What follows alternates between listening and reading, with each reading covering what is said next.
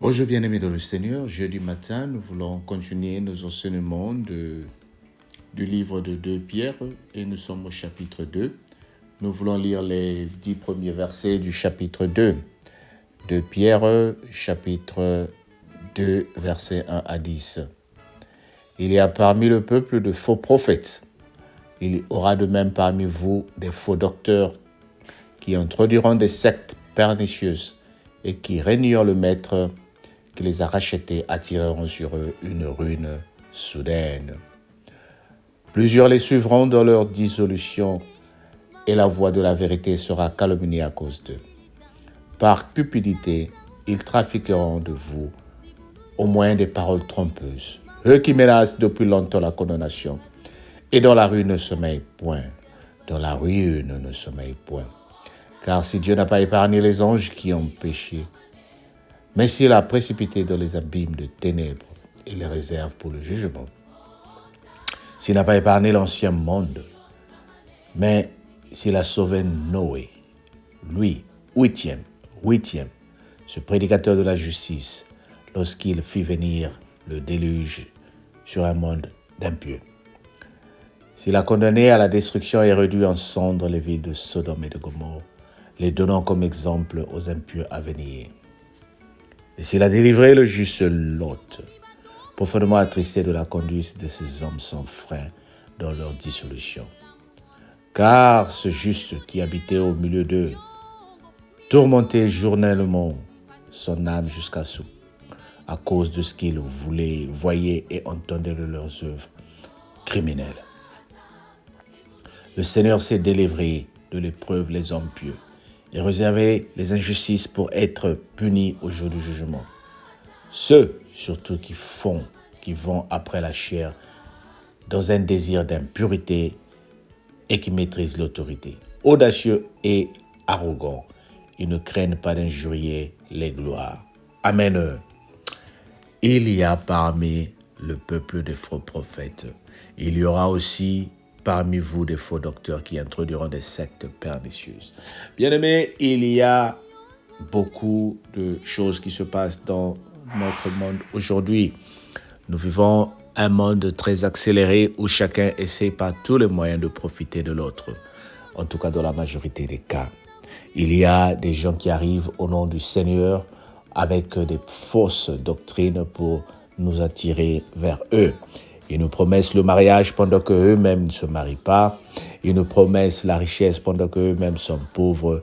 Ils nous promettent les miracles pendant qu'eux-mêmes vivent dans des situations compliquées. C'est ces choses-là que nous voulons réaliser. Il y a qui se servent de nous, de notre situation de faiblesse pour introduire des fausses doctrines.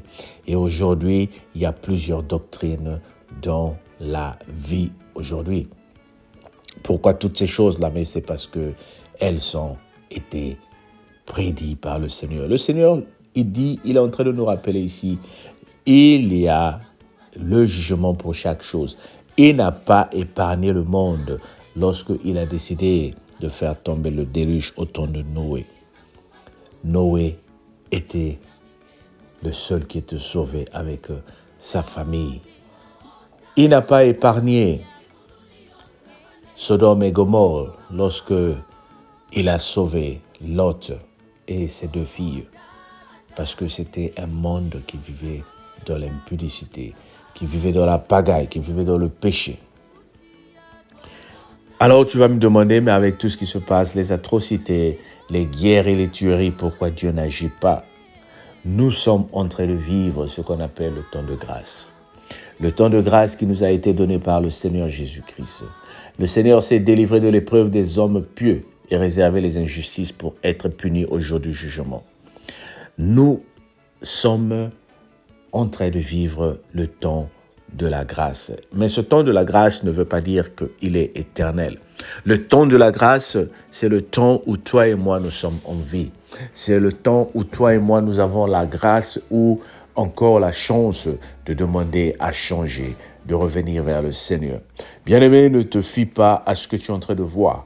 Ne pense pas que ceux qui font le mal, qui continuent à réussir dans leur vie, sont épargnés de la justice de Dieu. La justice de Dieu arrivera. Ne pense pas que ceux qui te font du mal, qui te haïssent, vont rester comme ça toute la vie. Il y a la justice de Dieu qui arrivera. Le Seigneur nous rappelle par les Écritures, il ne épargnera personne. Les méchants seront jugés, les méchants seront condamnés. Mais toi et moi, qui cherchons la justice, qui cherchons la paix, auront la vie éternelle. Alors, qu'est-ce que ce message nous enseigne? Nous vivons dans un monde où, quel que soit ce que nous allons prêcher, quel que soit ce que nous allons faire, il y aura toujours des gens qui vont s'élever pour chercher la guerre, pour chercher la division. Alors, quel est le rôle que nous devons jouer? C'est continuer à encourager les gens. C'est continuer à encourager les chrétiens que nous sommes à garder la foi. C'est continuer à encourager les chrétiens que nous sommes à garder les positions de prière. Prions pour la guerre en Ukraine. Prions pour que les pauvres populations qui fuient aient la paix. Prions pour les opprimés de tout le monde entier. Prions pour les enfants qui ont perdu leurs parents et la famille de papa vient les mettre dehors. Prions pour les veuves. Prions pour les orphelins.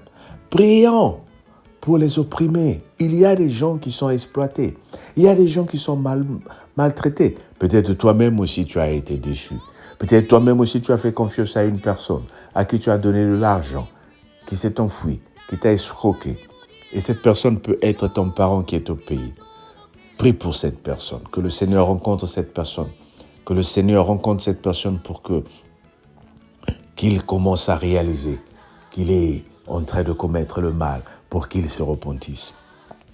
Prions pour la justice de Dieu, mais ne cherchons pas notre justice. C'est Dieu qui donne la justice. Et bien aimé, je t'assure, quand la justice de Dieu arrive, nous aurons ce qu'on appelle la paix. Nous aurons ce qu'on appelle la récompense de nos actes.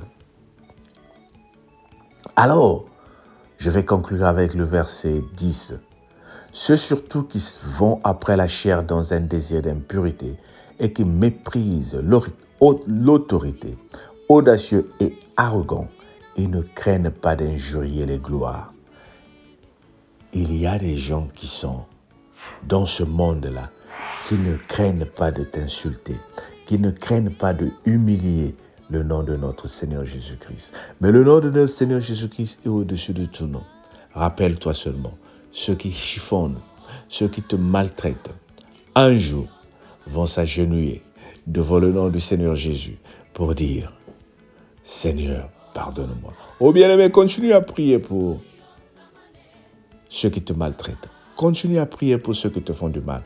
Laisse la justice de Dieu. Laisse la justice de Dieu. Dieu interviendra et il est en train d'intervenir dans le nom de Jésus. Amen.